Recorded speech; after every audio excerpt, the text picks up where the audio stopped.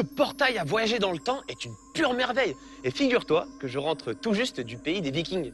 Et leur bateau s'appelait des dracars, et ils pouvaient porter jusqu'à 100 personnes. Et il fallait beaucoup de rameurs pour les faire avancer. C'est pour ça qu'on entendait régulièrement l'ordre... Ramer, ramer, ramer. Voilà. Et le mieux dans tout ça, c'est que je me suis fait 2 super potes. Attends.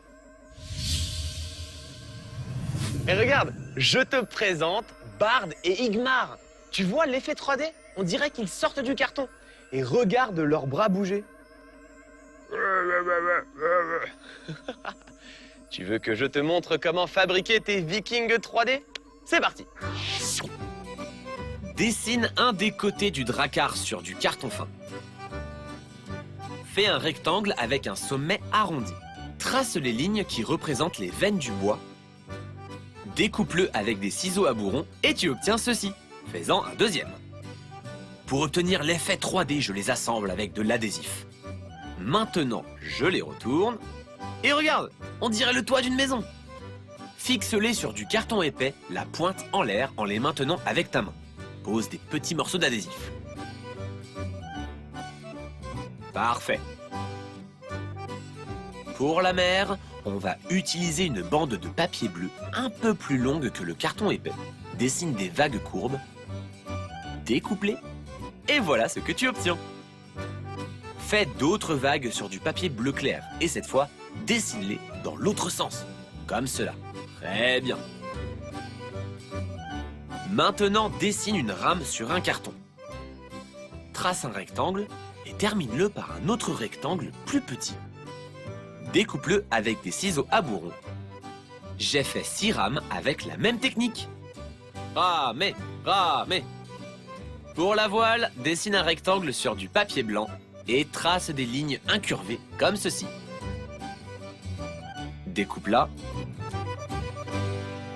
Ouais, parfait. Ces attaches parisiennes permettront à Bard et Igmar de bouger les bras. On va les dessiner maintenant. Ramer, ramer. Ça commence à bouger ici. Ramer. Bon, dépêchons-nous avant que je commence à avoir le mal de mer. On va dessiner Bard sur un carton fin. Pour lui donner l'air d'un vrai viking, il faut qu'il ait une belle barbe en bataille et un casque à cornes. Ouais. Je dessine seulement son torse et sa tête parce que ses jambes seront cachées dans le drakkar. Découpe les 2 dessins, le corps et le bras. Perce un trou avec la pointe d'un crayon en t'appuyant sur de la pâte à modeler et place une attache parisienne comme celle-ci sur son bras, où tu as aussi percé un trou. Déplie les 2 branches de l'attache et... Salut Bard! J'ai fait son ami de la même manière. Salut, moi c'est Igmar. Maintenant, nous allons faire le pavillon du drakkar pour qu'il soit bien reconnaissable de loin. Des cornes de viking, une tête d'animal, un grand nez et des dents féroces. Découpe-le et tu obtiens ceci. Magnifique! Maintenant, on va peindre les parties du bateau. La voile, qui la pousse sur la mer, et les mâts qui soutiennent la voile. On va utiliser quelque chose de léger pour soutenir la voile, comme ces bâtonnets. Allons-y. Colle un bâtonnet ici, au milieu du drakkar, là où les 2 moitiés se rejoignent. Recouvre ensuite le joint de morceaux de papier journal et de colle spéciale Art Attack, faite d'un mélange égal de colle et d'eau. Recouvre aussi les côtés. Lorsque c'est sec, tu peux peindre le ciel en bleu clair. Ouah, quel beau drakkar! Peins le pont du bateau avec 2 teintes de marron pour imiter le bois. Les drakkars étaient faits entièrement en bois. Peins en marron foncé le mât principal, les rames et ses bâtons qui porteront la voile. Je te conseille d'enlever les bras de Bard et d'Igmar avant de les peindre, ce sera plus facile. Bard aura une barbe marron et celle d'Igmar sera rousse. J'ai aussi peint le pavillon viking. Oh, il a l'air féroce! Pour finir, colorie la voile avec un crayon rouge comme ceci. Prêt à embarquer? Oui, presque. Termine avec ces petits détails sur les vagues qui donneront l'impression que la mer est agitée.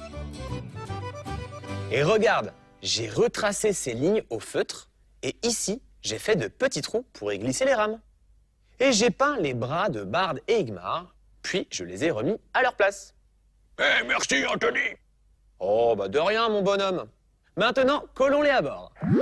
Il est temps de monter dans le bateau. Colle Bard ici. Ouais. Maintiens-le en place avec tes doigts pour qu'il adhère bien. Pose de la colle ici et installe Igmar de l'autre côté. Oh, regarde-le comme il a hâte de prendre la mer. Et maintenant, le pavillon sur le grand mât. Ça rend super bien, tu ne trouves pas?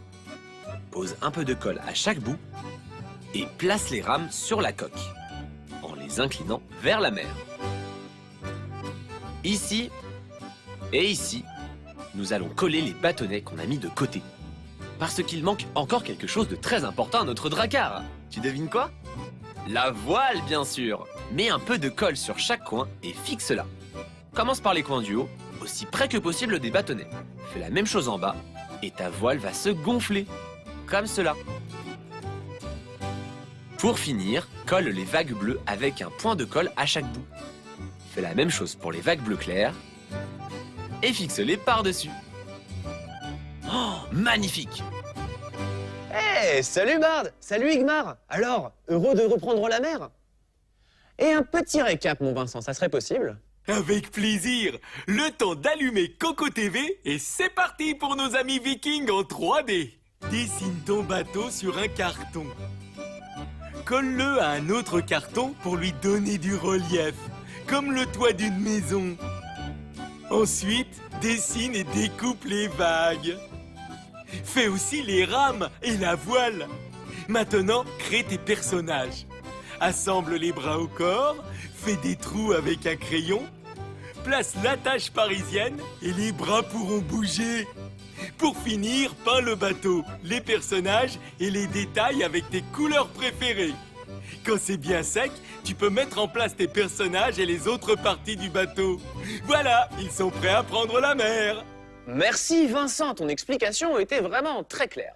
Et maintenant, magie, voyage dans le temps. Ouh. Regarde, au premier jour de l'humanité, les hommes vivaient dans des cavernes. Ils faisaient du feu pour se protéger du froid et des bêtes sauvages. Tu vois comment ils bougent? Allez, encore un. Et voici Héraclès, ou Hercule pour les copains, un héros de la Grèce antique. Il est célèbre pour sa force et son intelligence, et c'est le roi du tir à l'arc. Moi aussi j'ai fait un chef-d'œuvre historique. Waouh, des dinosaures! Oh, tu es vraiment remonté très loin dans le temps, Vincent. Non. Super réaliste ces mouvements.